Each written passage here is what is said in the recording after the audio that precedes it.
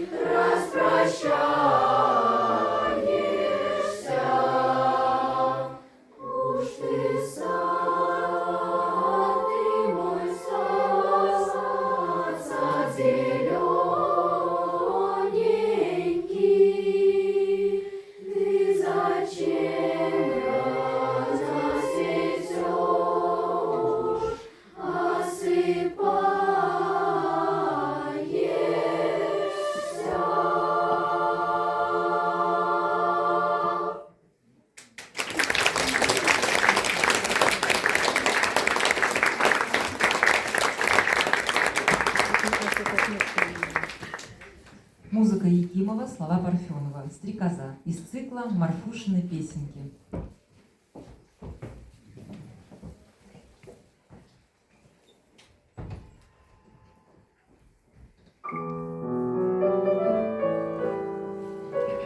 Длинное, предлинное брюшко стрекозиное, преогромные глаза.